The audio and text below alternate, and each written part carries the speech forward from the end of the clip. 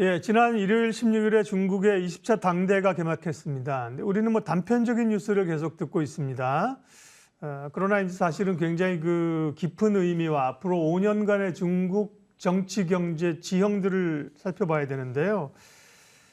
자, 오늘 깊이 있는 분석하겠습니다. 용인대 중국학과 박승찬 교수님과 중국 이야기 하겠습니다. 어서 오십시오. 맞습니다. 미국 다녀오셔가지고요. 네. 오시는 분을 이제 바로 저희가 오셔야 됩니다. 이 얘기를 해주셔야 됩니다. 하고 모셨는데 20차 당대회가 열리고 그전부터 계속 얘기를 했습니다. 이게 도대체 그렇죠. 당대회라는 게 뭐고 20차라는 의미는 뭐고 또 분위기는 어떻습니까? 드디어 이제 시작됐습니다. 네. 이제 사실 제가 잠시 지금 미중 기술 패권 때문에 지금 미국에 잠시 있는데 제가 이제 한국 들어가서 방송하러 간다고 그러니까 지금 미국에서도 관심이 엄청 많더라고. 일반 시민들도 누가 될 것이며 새로운 지도부에서 어떠한 변화가 생길 것이냐. 그만큼 글로벌적으로 좀 관심이 많은 주제이기 때문에 조금 더 깊이 있게 좀 오늘 여러분들과 좀 많이 좀 이야기를 좀 나눠야 될 것 같다라는 생각이 들고요. 일단 지금 분위기 계속 중국과 소통하고 있는데 뭐 일단 보여지는 것은 뭐 축제 분위기죠. 다 붉은색으로 좀 도배를 하고 있으니까. 네. 그런데 뉴스에서 뭐 잠시 들으셨겠지만 뭐 일부 뭐 시도 좀 있고 뭐 삼엄한 분위기죠. 그래서 뭐 무장 뭐 군이라든지 공안대 지금 배치가 있는 상태고 때문에 지금 뭐 여러 가지 모임 자제령이라든지 이런 것들이 좀 있고 온라인 검열도 좀 강화되는 것도 사실인 것 같습니다. 20차 당대 정말 많이 이야기했는데 제가 간단하게 좀 설명을 드리면 이 공식 전반적인 20차 당대라는 것은 그냥 뭐 줄여서 한 말이고 중국 공산당 제20차 전국 인민대표대회 이렇게 얘기를 하는 건데 네. 이게 이제 5년에 한 번 개최되는 중국 정치 권리 가장 큰 행사입니다. 이제 쉽게 말씀드리면 이제 지도부가 한 텀이 되는 것들이죠. 그래서 이제 되는 거기 때문에 이제 보통 중국은 이제 10년에 한 번씩 이제 지도부가 바뀌거든요. 그러니까 이제 시진핑 지도부가 2년 이제 두 번 한 텀이 5년이니까 그러니까 10년을 했으니까 이제 끝나는데 우리가 지금 계속 20차 당대를 이야기하는 이유는 시진핑 주석이 3년임을 지금 한다라는 것들이죠. 그래서 20차 당대가 그 어느 당대보다 좀 큰 의미를 가지고 있다라고 이제 보시면 될 것 같고 전국 인민대표대회 하니까 이제 많은 분들이 조금 이제 뭐 개념을 좀 이야기 좀 어려울 수도 있을 텐데 중국 14억 중에서 공산 당원이 한 9,671만 명 정도 되거든요. 공산 당원이 그렇습니다. 그 중에서 한 각계각층을 대표한 13억 중에 9천만 명이요? 네, 9억 명 아니고? 아니요, 아닙니다. 9,671만 명. 네. 그러니까 14억 중에 다 중국 당원, 공산당 당원은 그래요? 아닙니다. 예. 오. 한번 여쭤보려고 했었는데, 네. 그러니까 14억 중에서 한 1억 명 가까이가 이제 당원이고, 그 중에서 각계각층을 대표하는 2,300여 명이 모여서 지금 이제 하는 게 바로 전국 인민 대표대회라는 거죠. 전인대라고 그래요. 네, 전인대라고 네, 하는 그죠. 겁니다. 그래서 이제 이게 아까 말씀드렸다시피 정치 권력의 가장 대표 그리고 20차 당대가 가진 의미는 우리가 또 나누겠지만 시진핑 주석의 3년인 결정, 새로운 지도부 결정, 우리가 새로운 지도부 결정이라는 것은 앞으로 중국 경제가 어떤 방향으로 갈지, 어떤 경제 지도부 라인에 따라서 좀 변화가 있기 때문에 그런 것들이 이제 확정이 되기 때문에 이번 20차 당대에 가진 의미는 여러모로 또 미중 간 기술 패권도 그렇고요, 가진 의미가 매우 크다라고 말씀드릴 수 있을 것 같습니다. 저도 16일 하루 하는 줄 알았어요. 처음에는 뭐 제가 그 정도로 뉴스 보고 알 정도니까 다들 깊이가 우리가 얼마나 낮은가를 보는데 일주일 동안 하고요, 그죠? 22일까지, 23일 날 전반적인 방향을 발표하기 때문에 교수님한테 오늘 이제 분위기를 듣고 그렇죠. 끝난 다음에 다음 주에 한번 그렇죠. 총정리를 할 건데요. 핵심은 다음 주입니다. 네네. 3년이 지금 확정된 것도 이야기했지만 확정된 건 아니고 네. 23일 날 이제 정리가 되는 겁니다. 그러니까 네. 다음 주가 더 중요한 것들이죠. 네. 어쨌든 뭐 기조연설이라고 합니까? 뭐 시진핑 주석이 연설을 했는데요. 전반적인 방향들을 어떻게 제시를 했습니까? 이번에 뭐 한 2시간 정도 이제 연설을 했는데요. 네. 한 5가지 키워드로 제가 뽑을 수 있을 것 같더라고요. 예. 첫 번째가 강한 중국. 음. 안보라는 단어를 한 50번 정도 언급을 했는데 그 말에 보면 역으로 이야기를 하면 지금 시국이 어렵다라는 이야기죠. 그러면 시국이 어렵다는 이야기는 중국에서 항상 이야기하는 난세 영웅이 나타난다.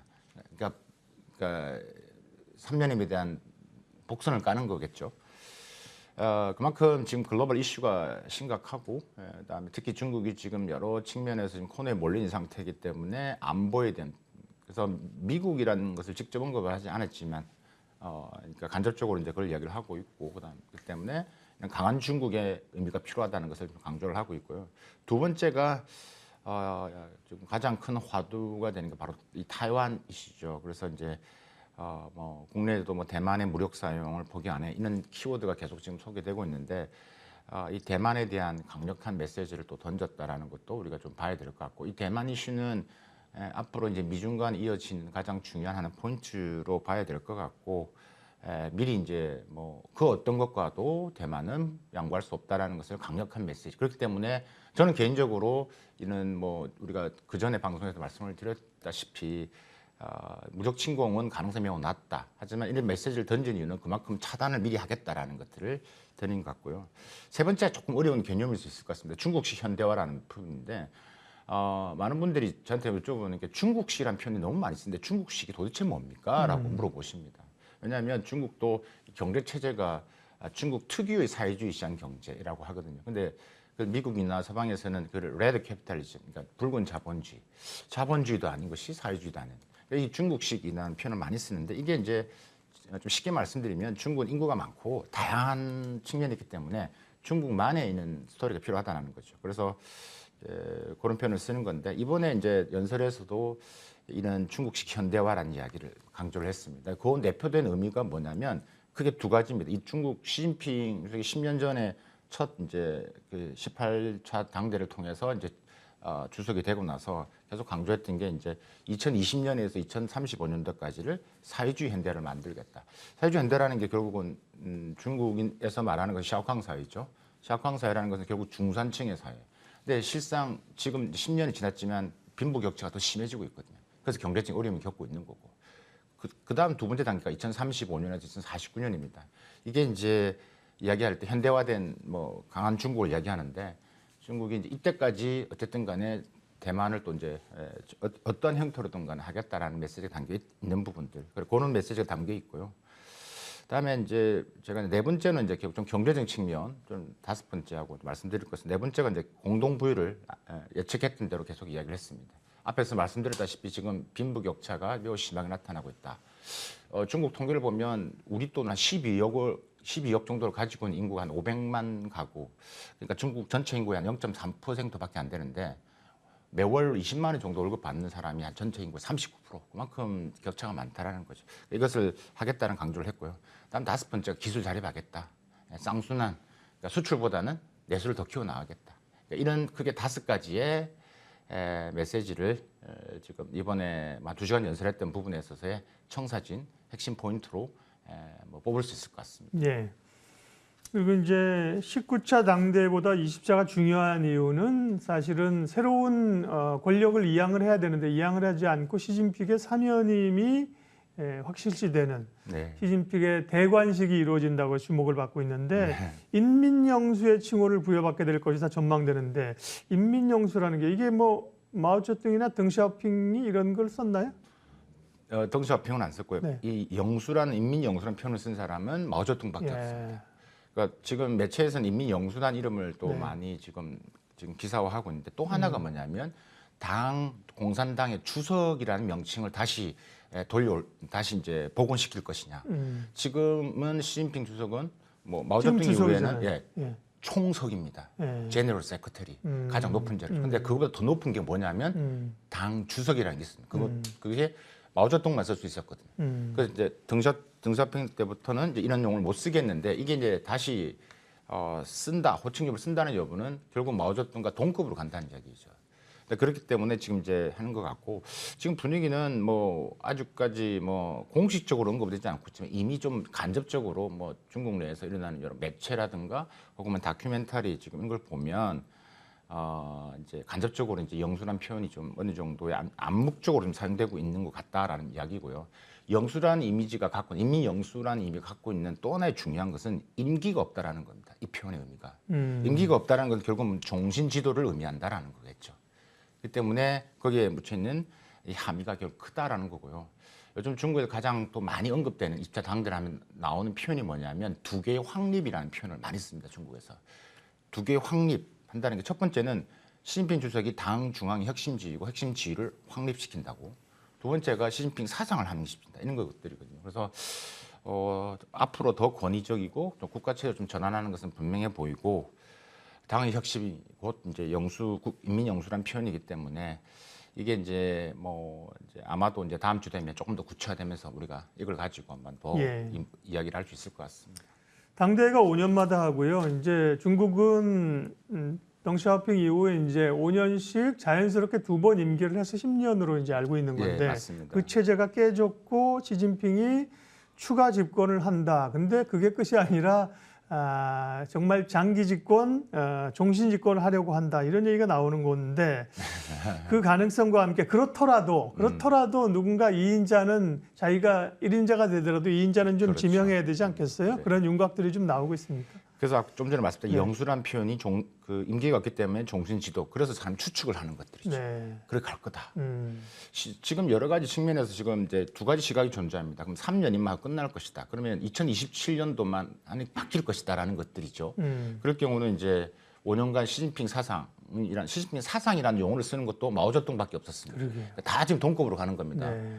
그러니까 이걸 이제 이론화하는 작업, 그러면서 시진핑 사상을 조금 더 좀 구체화할 수 있는 후계자가 지정될 것이라는 시나리오가 첫 번째고, 두 번째가 이제 말씀하셨던 장기 집권인데, 근데 중요한 것은 이것은 명분이 필요합니다. 근데 그 명분이 뭐냐라고 봤을 때 결국은 대만 이슈죠. 2027년도 지금 근데 제가 그전 방송에서 잠시 설명드렸던 것 같은데 중국의 대만 침공하는 시나리오가 한 4가지 정도 있는데 그 두 번째가 2027년도입니다. 그게 인민해방군이 100주년이 되는 해입니다. 그래서 이런 명분, 그러니까 대만 이슈가 결국 장기 집권의 하나의 또 중요한 포인트가 되기 때문에 이걸 이번 연설에도 대만 이슈가 또 부각된 거 아니냐라는 거고, 이렇게 정리할 수 있을 것 같고. 내가 있을 동안 이 문제 마무리해야 되기 때문에 이 자리에 내가 있는 것이야. 뭐 이런 논거를 피운다는 얘기네요. 네, 그런데 명분. 네, 명분. 네. 하지만 또 하나 우리가 좀 추정을 해서 봤을 거는 뭐냐면 이번에 총리가 누가 되느냐에 따라서 시진핑이 어떻게 될 것이냐를 좀 봐야 될 것 같아요. 지금 이제 총리 이제 이번에 후보군 대표적인 두 사람이 지금 이런 화면에 나오고 있는데 네. 바로 이제 왕양이라는 지금 정엽 주석이고요. 두 번째가 이제 후추나라는 부총리입니다. 지금 이제 왕양 정엽 주석이 지금 왕양 정엽 주석은 지금 권력 순위 7위 안에 들어가 있는 사람이거든요. 그러니까 이 사람이 총리가 될 경우는 그러니까 추정할 수 있는 3년임으로 끝날 가능성이 있다. 그렇다면 좀 젊은 사람이 이번에 만약에 7인 우리 상무위원 중에 들어올 가능성이 높아 보인다는 거죠. 그렇기 때문에 이제 왜냐하면 이분이 이제 이거로 하고 마지막 넘어갈 거고 또 총리가 됐을 때는 주석이 될 수가 없거든요. 총리로 끝나기 때문에. 두 번째 이제 후추나 부총리인데 이제 저분이 이제 지금 조금 또 총리 가능성이 매우 큰데 총리가 된다라는 것은 아까 말씀드렸듯이 주석이 될 수 없다는 이야기입니다. 근데 만약에 그 후추나가 그냥 부총리에서 부총리가 만약에 지금 이번에 상무위원으로 들어온다고 가정했을 때는 그 부총리를 안 하고 그러면 이 사람이 그 다음에 하면 할 수도 있을 가능성도 배제할 수 없다라는 것들이죠. 그러니까 이 후추나 부총리가 원래 그 4세대 지도부인 그 후진타오 있을 때 이제 우리 격대 지정이라죠. 지도부로 차세대 지도부로 지정을 했던 사람 중에 한 명이었습니다. 때문에 이것도 이제 총리가 누가 되느냐에 따라서 우리가 또 이제 부가적으로 시진핑 주석이 3년임으로 끝날 것이냐 아니면 또 장기 집권을 할 것이냐에 또 추측할 수 있는 하나의 하나의 또 근거가 될 수 있는 하나의 이유가 될 수 있기 때문에 제가 참고로 같이 한번 언급을 해드렸습니다. 우리가 이거 볼만한 가치가 있기 때문에 두 사람 누가 될 것이냐, 어떤 쪽은 왕량이 될 것이다, 후추나가 될 것이다. 저는 개인적으로 후추나가 될 가능성이 있어 보이긴 합니다. 있어 보이긴 하죠. 그래서 중국 내에서 분위기도 좀 그런 것 같고요. 근데 이분의 단점이 뭐냐면 예전에 이제 광동성 당서기 하다가 좀 부정부패에 말려서 조금 이렇게 조금 시끄러운 적이 있었습니다. 그래서 이제 이게 막 문제가 된다라면 안 될 가능성이 있다. 하지만 지금은 두 사람이 가장 강력한 후보로 올라와 있다. 언급할 수 있을 것 같습니다.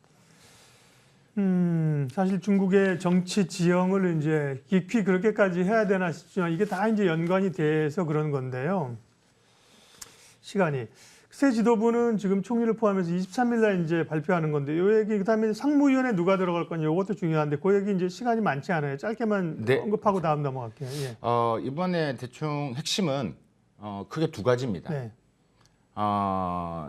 그 시자준이라는 시진핑 측근들이 얼마나 들어갈 것이냐라는 것들이죠. 예. 그래서 지금 나오는 게 지금 이제 뭐 여러 지금 뭐 여러 젊은 층들이 거론이 예, 되더라고요. 아니 예. 나이 드신 분도 있는데 우리가 칠상파라 그죠? 음. 예, 있기 때문에 아마도 이제 뭐 천민을 지금 총칭시 당석이라든가 그다음에 뭐 띵쉐상이라는 중국 중앙판공청 주임 이런 사람이 들어가는데 거기서 이제 첫 번째가 아까 시자준이란 그 측근들이 얼마나 들어갈 것이냐는 게 첫 번째가 두 번째가 공청단 출신들이 얼마나 퍼지느냐 몇 프로가 들어가느냐 여기에 따라서 아까 말씀드렸다시피 그러니까 사연이면 할 것이냐도 우리가 충분히 예측되어 있을 수 있다. 그 말의 의미는 이미 물밑에서 지금 시자주인 흔히 말하는 태자당과 예. 공청당과의 얼마나 이렇게 서로 간에 합의가 되었느냐 3년임하고 끝내는 걸 했는지 아니면 아직 그까지 안 됐는지가 우리가 추측을 할 수 있다는 예. 알겠습니다. 이후에 시간들이 있으니까요. 그 권력 지도가 이제 나오게 되면 우리가 다음 주에 조금 더 그 부분을 다룰 수 있겠고요. 네. 당장 이제 미중 간의 갈등이 현안인데 중국의 사면임 이후에 더 세게 나오느냐. 대만 문제를 계속 거론하고 있잖아요. 네. 신냉전은 더 격화될 가능성이 높습니까? 그렇다고 봅니다. 네. 예, 제가 미국에서 신냉전 관련해서 계속 연구를 하고 있는데 미국의 분위기는 중국과의 기술 격차를 유지시키는 게 목적이 아니라 아예 기술을 확 들여놓기 하는 목적입니다. 완전히 끊어놓겠다는 게 강력한 메시지인 것 같고요. 지금 근데 걱정이 이제 11월 중간 선거에 따라서 좀 바뀌고 있는 것 같고, 그래서 거시적 관점에서는 미중 관계가 이제 더 악화될 가능성이 높은데 이번에 3년임 확정이 되면 시진핑 주석은 아마도 유연하게 중미국의 관계를 조금 더 완화하려고 노력은 할 겁니다. 물론 속내는 전투에서 지더라도 전쟁에서 이기면 된다는 생각을 갖고 있는 것 같아요. 왜냐하면 지금 미중 간의 기술 이런 패권 전쟁 이런 것으로 인해서 지금 중국의 상황이 너무 안 좋기 때문에 이걸 조금 더 완화시켜야 되는 좀 필요성이 있고요. 때문에 시진핑 주석이 20차 당대 이후에 아마도 좀 글로벌 다자 외교를 더 많이 할 겁니다. 내 편 만들기를 더 많이 움직일 겁니다. 그래서 예. 11월 달 G20 정상회담에서도 우리가 좀 봐야 될 것 같고 그와 동시에 내부적으로는 기술 자립 그다음 이런 부분에 대해서는 더 강력하게 이번 연설에서도 강조를 했다시피 이것으로 아마 준비를 하는 것으로 이제 아마 그런 방향성이 설정되지 않을까라는 생각입니다.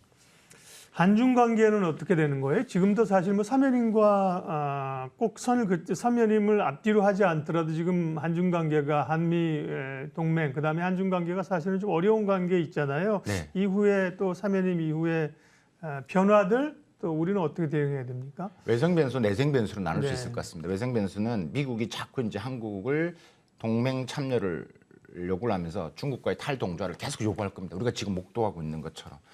때문에 이제 한중 관계가 저는 계속 그로 인해서 자꾸 이제 부딪힐 가능성이 매우 높아 보이고요.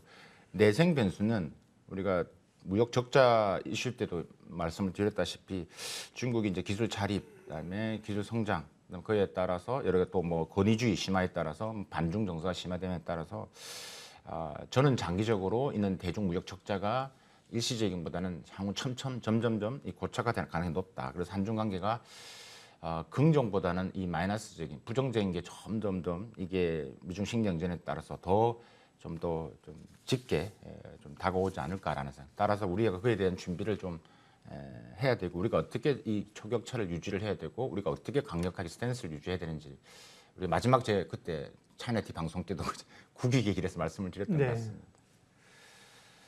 증시는 힘이 없네요. 미국, 중국 증시는요. 요즘 이제 좀 끝나야 되나요? 네. 아닙니다. 지금 증시는 아마 이번 그 2차 당대회 때 대변인이 제로 코로나 정책을 유지한다 이 말 때문에 시장이 반응해서 그랬을 겁니다. 그렇게 보시면 안 될 것 같고요. 저는 긍정적으로 보는 편입니다. 지금 중국 정부가 이 증시 부양을 위해 정책들을 지금 쏟아내고 있거든요. 지금 그래서 아마 계속 나올 겁니다. 유동성 공급하기 위해서 지금 MLF도 지금 한 5천억 유로, 한 100조 정도 풀었고요. 그 말고도 좀 여러 가지 지금 뭐 금리를 조절하고 또 뭐 대출 금리도 좀 동결하는 것도 있기 때문에 아마 또 이제 거기에 맞물려서 이제 증시가 조금 이제 뭐 시장 반응을 좀 일어날 것이다. 그러니까 중국 정부가 그런 측면에서 지금 준비를 지금 하고 있다라는 말씀을 드릴 것 같고요. 그게 이제 가장 크게 보이는 게 외국인 투자자분들이 막 중국 증시에서 빠져나온다고 생각을 많이 하시는데 실제 데이터를 보면요 그렇게 많이 유출되고 있지 않습니다. 그 이유는 저는 이런 것 같습니다. 일단은 좀 저평가가 많이 됐기 때문에 주식시장이 앞으로 성장 가능성이 일단 그런 매력을 갖고 있을 거다라는 생각이 들고요.